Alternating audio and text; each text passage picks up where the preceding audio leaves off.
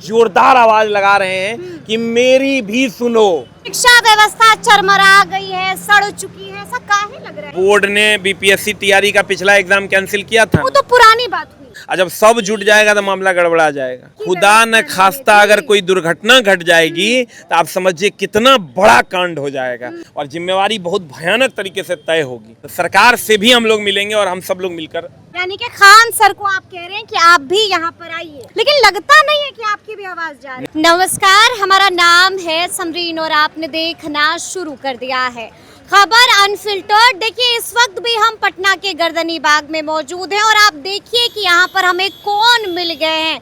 शिक्षक मिल गए हैं, एसके झा सर मिल गए। एक बार फिर से आप दौड़े दौड़े यहाँ पर चले आए। क्या है गुरुजी, इतना परेशान क्यों हैं आप? परेशान ऐसा नहीं है कि यहाँ हम अपने लिए आए हैं।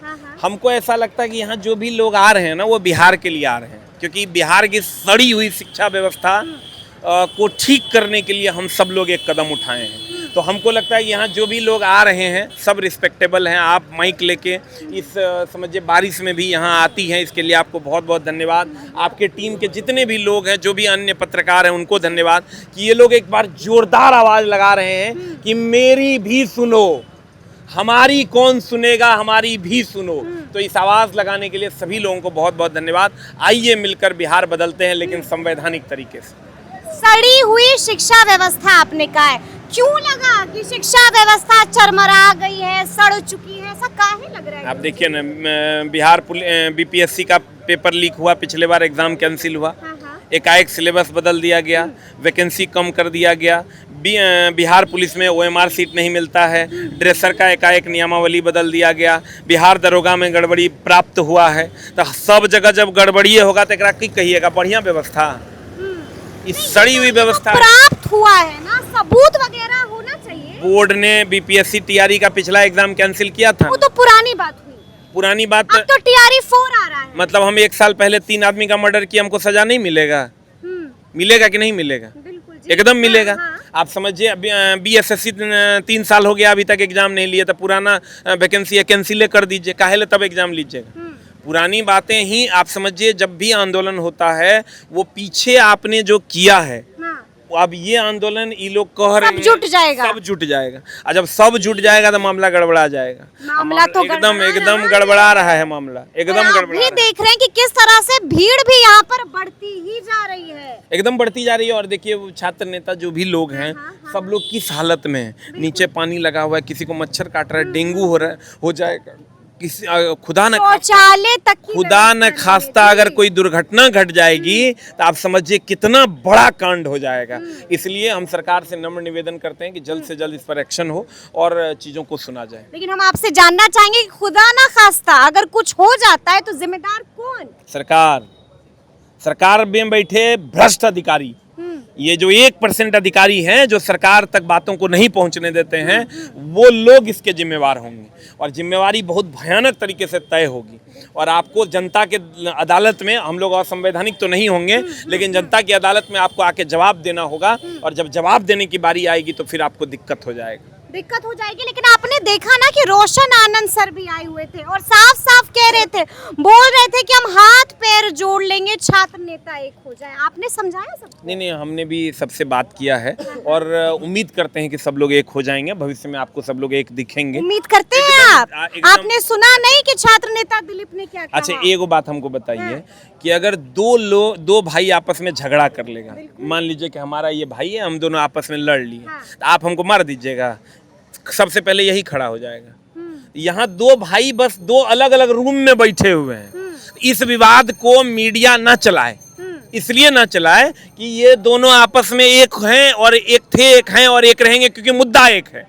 बस ये 2 अलग अलग रूम में हैं। हम एगो रूम में सुतल हैं, हमारा भाई एगो रूम में सुतल है, मतलब ये नहीं समझिएगा कि दोनों अलग हैं।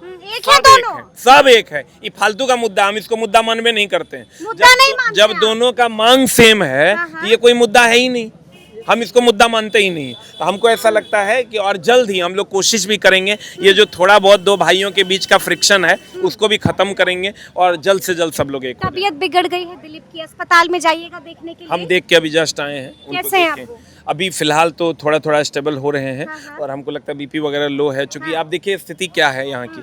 यहाँ तो कोई रहेगा तो बीमार पड़ जाएगा। तो धीरे धीरे अब अमन का भी तबीयत बहुत ख़राब है।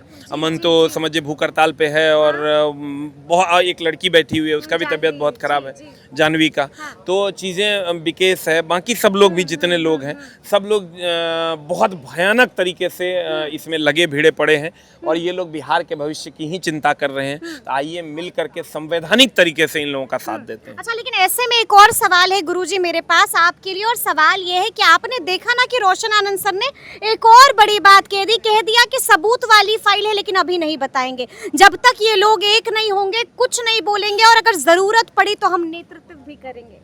है ना, क्या दिक्कत है? देखिए हम यही बात कह रहे हैं, हम थोड़ा सा अलग विचारधारा रखने वाले लोग हैं। मेरा मानना है गांधी जी का भी उतना ही योगदान है जितना चंद्रशेखर आजाद का है, उतना ही योगदान आदरणीय सुभाष चंद्र बोस जी का है। सबका योगदान बराबर है।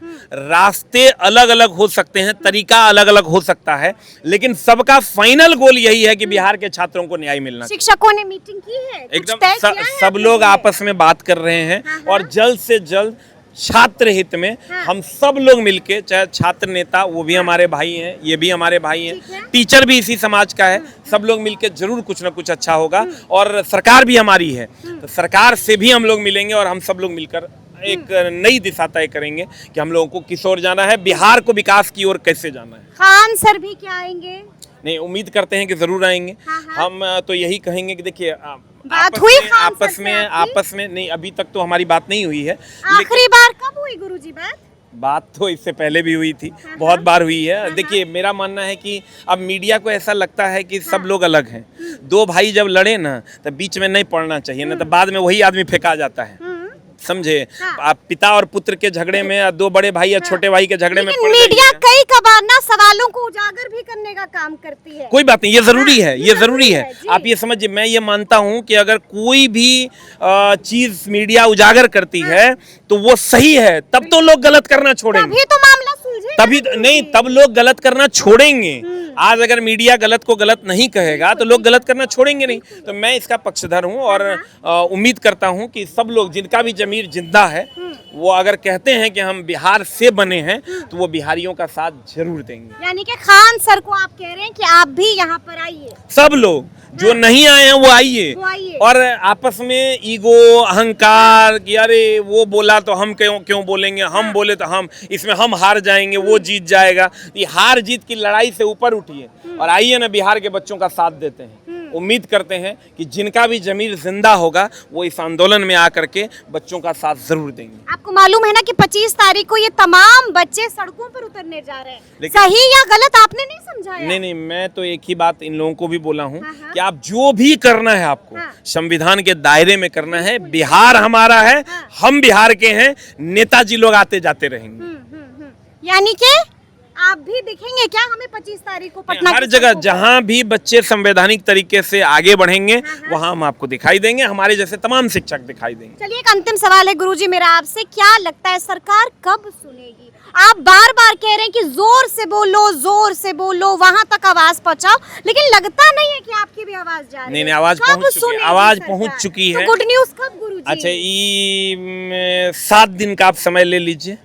अगले 7 दिन में सारी चीजों पर विचार हो रहा है और जल्द ही कुछ न कुछ अच्छा आपको सुनने को मिलेगा। बड़ा बयान दे रहे हैं आप। अगला 7 दिन महत्वपूर्ण होगा। 100%। अगर छात्र संवैधानिक तरीके से डटे रहें तो जरूर कुछ न कुछ अच्छा देखने को मिलेगा। तो जरूर कुछ ना कुछ बेहतर होगा, अच्छा होगा। तो सुना आपने कि गुरुजी ने क्या कुछ कहा है, एसके झा सर ने क्या कुछ बताया, बिल्कुल अनफिल्टर्ड तरीके से हमने भी वो आपको सुनाया है। तो फिर ये पूरी बातचीत और ये पूरा वीडियो आपको कैसा लगा है कमेंट करके हमें ज़रूर बताइएगा। तो ऐसे तमाम अपडेट्स के लिए बिल्कुल ऐसे ही हमारे साथ बने रहिएगा और देखते रहिएगा खबर अनफिल्टर्ड। यदि अब तक आपने हमारे चैनल को सब्सक्राइब नहीं किया है तो फिर झटपट कर दीजिएगा और फेसबुक पर भी हमें फॉलो करना हरगिज़ नहीं भूलिएगा। बहुत शुक्रिया आपका।